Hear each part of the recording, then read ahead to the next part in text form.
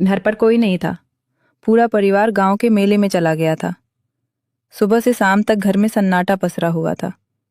भाभी अकेली रसोई में बैठी थी, हाथ से कमर को सहला रही थी। चेहरे पर दर्द की लकीरें साफ दिख रही थीं। मैं राजू बाजार से लौटा तो देखा भाभी चारपाई पर बैठी हैं, पीठ थामे हुए। बोली, अरे राजू, आज कमर में इतना दर्द हो रहा है कि कुछ किया नहीं जा रहा, उठकर चल भी नहीं पा रही। मैंने कहा, भाभी, सरसों का तेल लगाकर मालिश कर दूं? बचपन में माँ करती थी ना, बहुत आराम मिलता था।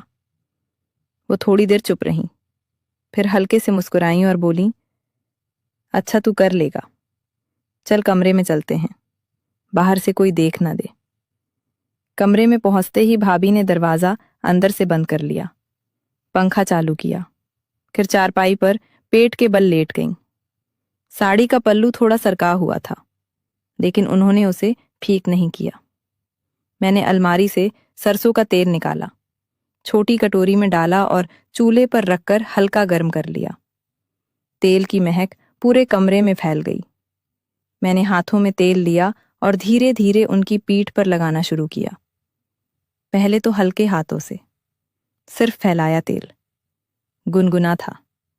उनकी पीठ पर लगते ही वो बोली, कितना अच्छा लग रहा है राजू, ठीक ऐसे ही, और थोड़ा जोर से दबाओ।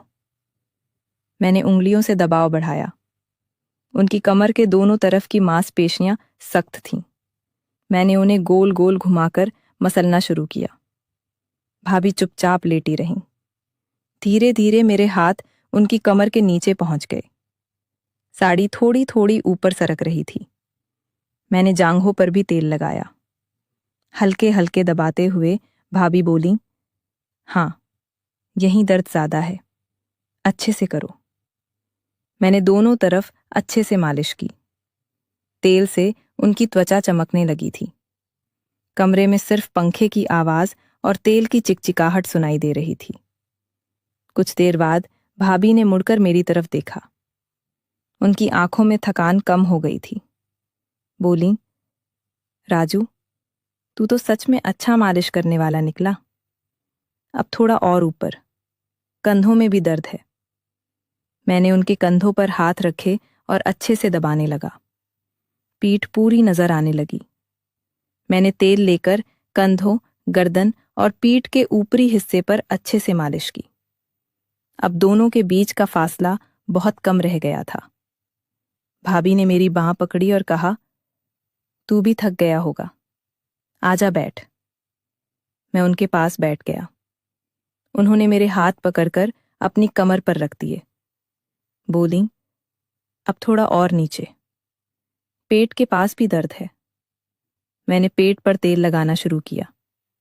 भाभी बोली, राजू, तू अब बड़ा हो गया है, पहले तो छोटा सा था, अब इतनी समझदारी से काम करता है।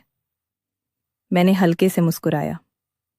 भाभी ने मेरे सीने पर हाथ फेरा और कहा, तेरी भी पीठ अकड़ गई होगी, मैं भी लगा दूं? उन्होंने मेरी शर्ट के बटन खोल दिए। मैंने शर्ट उतार दी। अब दोनों के शरीर तेल से चमक रहे थे। भाभी ने मेरे कंधों और पीठ पर तेल लगाना शुरू किया। उनकी उंगलियां मेरी त्वचा पर घूम रही थीं। हम दोनों चुप थे।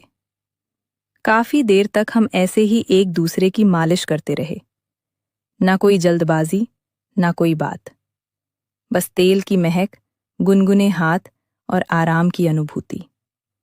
भाभी ने आखिर में कहा, बस हो गया, अब बहुत अच्छा लग रहा है, दर्द गायब हो गया।